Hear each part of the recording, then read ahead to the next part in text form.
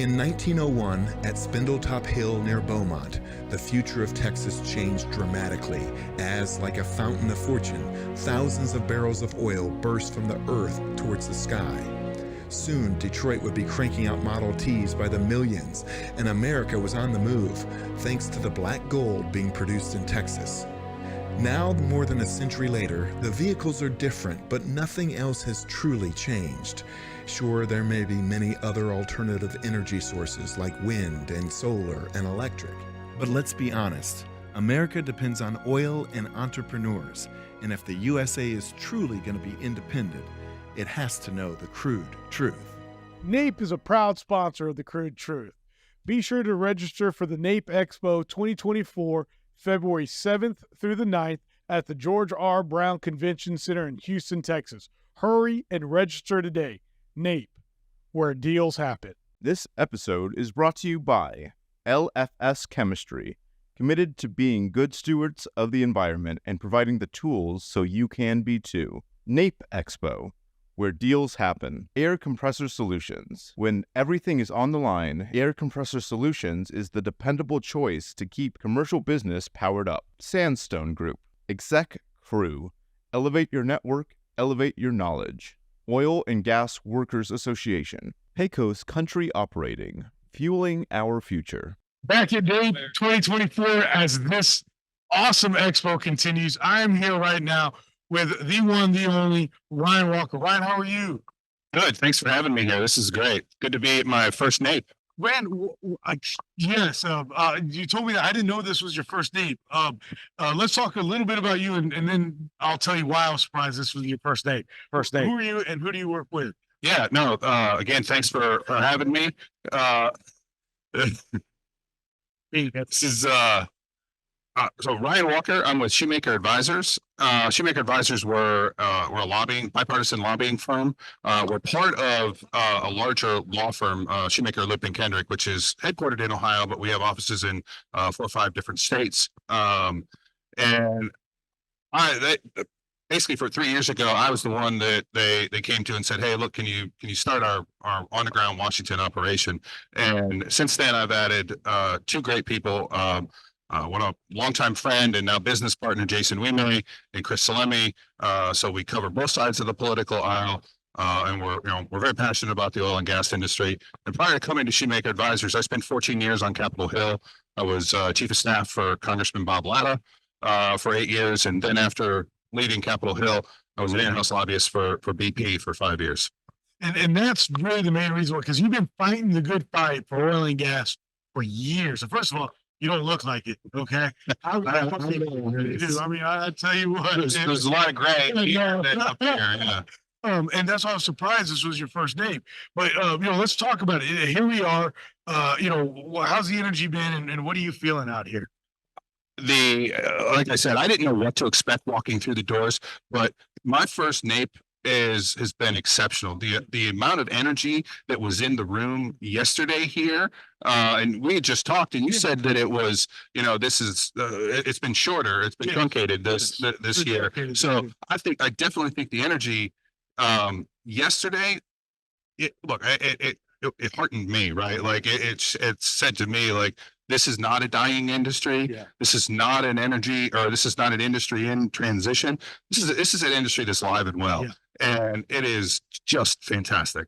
Well, you're absolutely right. And I mean, on all accounts there, I mean, the way the energy has been, it's like, I had some other first timers that are now in the oil and gas industry say, "Oh my God, the energy here, everybody's so excited. The optimism that they all have is just so exciting, that I think 2024 is going to be an epic year for the oil and gas industry." I agree with you. Speaking of, let's dive into a little bit here.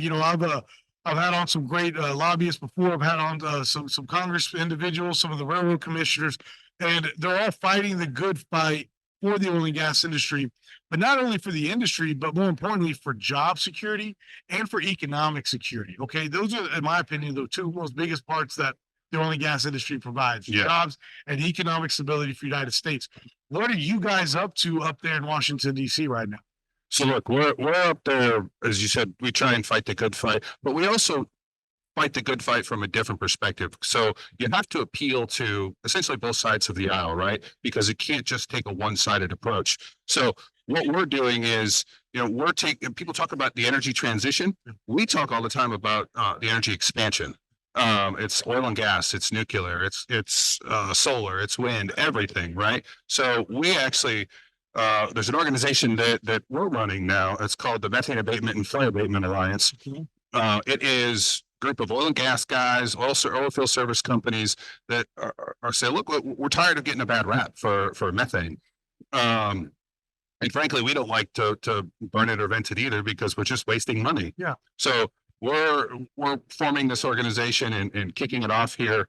And basically we're going to be, well, our tagline is progress over promises. Okay. And there's a lot of different, whether it's through the OGCI or different other organizations around the world, they say, look, we want to cut our emissions by X%, or, and there's a lot of promises out there. We aim to produce progress and real case studies for people who are in the field, on the ground, working on a global scale, to showcase what the oil and gas industry is doing.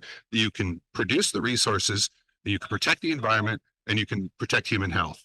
That's huge. I didn't know that you guys were working on something like that. The methane thing is truly important. Are you guys doing anything with the carbon capture on that side as well, or? Yeah, I mean, there's we're talking to a few companies that are very interested in the carbon capture space. Okay. And and even the utilization, taking the CO2 and I guess refining it into whether it's beverage grade CO2 or finding other uses for that, not just permanently sequestering it. Oh, wow. You said working across the aisle or with both sides. Mm-hmm. I remember a time, and granted, I say that like as if I'm like super old, and that's crazy because I did just turn 40. But when the both sides did work together, it's almost like the bureaucracy word, that used to be a real thing. Now we're either too far left or too far right. What are you saying to the Democrat Party as somebody that's working on both sides, or you're trying to work with both sides, saying, hey, oil and gas is good. What are you doing there? And how are y'all doing it? Yeah, look, we have so Chris Salemi who works with me at Shoemaker Advisors. He and Derek Clay, who's also another colleague, they handle kind of the Democratic side of the aisle, and we're working with them, and we're working together to say, look, it's not telling fairy tales to people. It's telling them the truth that, like, look, where are real examples of the fossil fuel industry making great strides, talking about rig efficiency, in terms of reducing CO2, talking about methane capture, and with Methane Abatement, Flare Abatement Alliance, showing them what the industry is doing, rather than people think, oh, big oil. But it's not. It's beyond big oil. It's small and medium-sized companies making a difference every day, and that's what we're telling. And with the House Energy and Commerce Committee, where most of this happens, or the Senate and Energy and Natural Resources Committee, or Environment and Public Works Committee, at least, I mean, I was a House guy. I spent 14 years in the House. The House Energy and Commerce Committee has typically been one of the most bipartisan committees. It has oversight over, I think it's something like a fifth of the U.S. economy, from energy to healthcare to tech and telecom. My former boss, Congressman Bob Latta, who still serves on the committee, and actually, even a bit of breaking news for you. Yesterday, the current chair of the committee, Kathy McMorris Rogers from Washington, she announced that she was going to retire at the end of this Congress. And my former boss, Congressman Latta, announced that he is put his hat in the ring to chair the full House Energy and Commerce Committee. Huge. He's the most senior member on the committee after the current chair. She's done a fantastic job, and she's been a great asset during her 19 years in Congress. Wow. And I'm excited for my former boss to get an opportunity to lead this committee, because he is he's a real good policy wonk, and he knows the oil, or he knows the energy sector like the back of his hand.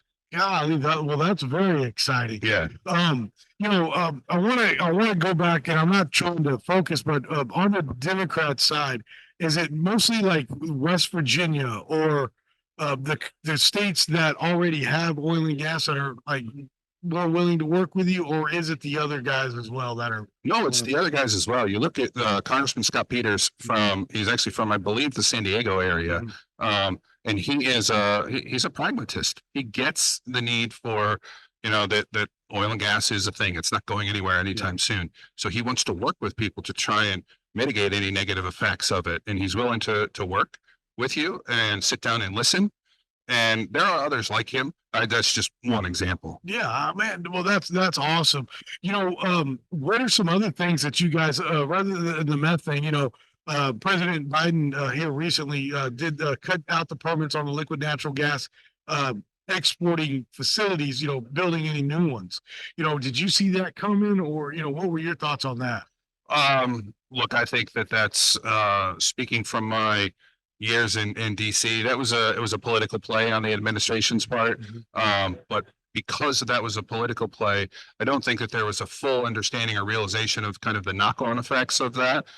Because, look, LNG projects are just like any large oil and gas project. It takes a lot of time, a lot of resources to go FID on a project. Yes. And if you're moving in that direction and all of a sudden you have a hurdle that says, it's like, don't pass go, don't collect $200, right? Yeah. It's, your momentum has been halted. And I think that's going to cause, it may not affect right now or current, or current kind of export terminals that are in the process, but it will, but how will that affect, future ones that won't come online as quickly because of this pause? You talk about it, and it is almost a play. I agree. I mean, it is a pause. Yeah. Of anybody even trying to develop any new or trying to get some new stuff, at least start it off. But you figure, when, as he was campaigning, he goes, we're going to kill the industry. We're going to do this. We're going to do that. Inflation shot up like there was no tomorrow. And he quieted the talk real quick about the oil and gas industry and really killing it. Why? Because oil and gas is really what helped suppress and bring down that inflation. Yeah. And then all of a sudden, now that it's election year, all of a sudden he does this play, and it's like, here's what I'm doing. And it's almost, even though it is going to have some long-term effects, could and it have some major ones, especially if it doesn't get lifted. Yeah. But it's really almost like, look what grandstanding. Look what I'm doing. Right? Yeah. It's playing to a certain voting block. Certain the climate voters. The 35 and under voters. Yes. It's playing to that crowd. I mean, and it's an election year move. All right. Let's talk about that. Since you brought up the crowd and that demographic, the under 35 voters. What are you seeing? Are you seeing the demographic, like the Hispanics and the African Americans, like not voting for Biden right now, that he is truly losing the support from that base? You keep hearing it on mainstream media, on some of the mainstream media, that he's losing this base. Is that something that you've heard, or you feel, just out of curiosity? Is that something? I think you're seeing a lot of opposition to President Biden and his administration and some of his policies from places that you wouldn't generally see. Like I just watched, I saw something yesterday where Stephen A. Smith, the sportscaster, was saying something about, how there's a $53 million program to give debit cards or credit cards or prepaid debit cards to illegal immigrants, and you're seeing what's happening at the southern border. So it's not just the oil and gas industry. It's this kind of huge cacophony of events that is just bearing down on this administration. And people talk about the economic numbers that we have a strong economy, but people aren't feeling it because of inflation. Yes. I think that's a big thing.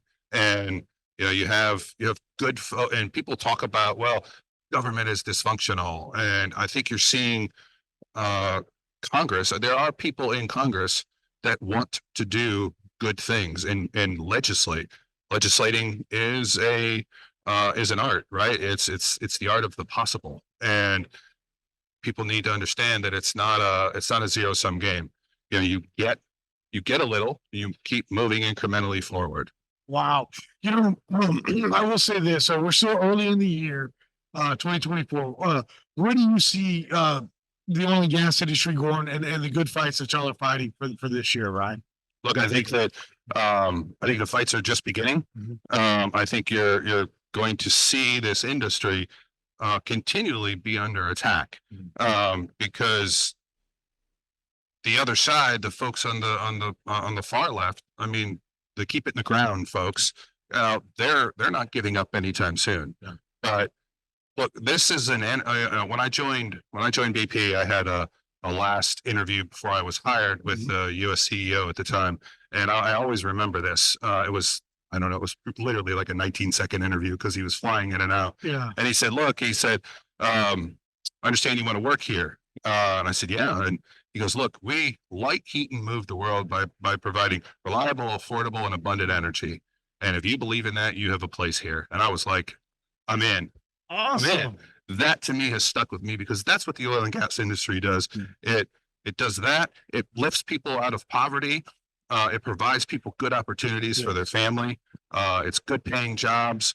And I think that in the long term, but the fight isn't over. And that's what people in this industry need to understand and come together on. Yeah. You know, there are organizations, the trades, the APIs, the AXPCs, you know, and others. And, you know, there are folks like us at Shoemaker Advisors who help companies navigate just the often confusing and time-consuming efforts at the federal and state levels. Yeah. So I think that, but we need to gird ourselves for the continued fight, and we can't take a day off. Yeah. Well, Ryan, for those out there that may need a good fight, and somebody helps them out, how can they reach out to you guys? Yeah, people can touch base with me on LinkedIn, and people can, they can reach me at rwalker@shoemakeradvisors.com, or at shoemaker.com. They can find my bio on our firm's website. Well, Ryan, I want to do one thing. I want to say thank you to JP Warren for making this introduction. And with Exec Crew, one of the proud sponsors of the Crude Truth. And I really enjoyed this, and I'm looking forward to a lot more. And we're going to discuss a lot more off of air. But I'm just so excited. And everybody out there, if you didn't get a chance to check out the NAPE Expo 2024, be sure to check out next year's NAPE Expo 2025. And we'll see you again on another episode of The Crude Truth. Again, thank you to our sponsors, LFS Chemistry, NAPE Expo, Air Compressor Solutions, Exec Crew, Oil and Gas Workers Association, Pecos Country Operating. The easiest way to start your own podcast and TV show? Real News Communications Network. Stand out from your competition. Produce streams of high-quality social media content. Become a thought leader in your industry. With RNCN, you get to be the host. We handle everything else. Tour one of our 3 locations in Dallas, Fort Worth, and the Colony. Call 972-402-6333 or visit launchashow.com to find out more.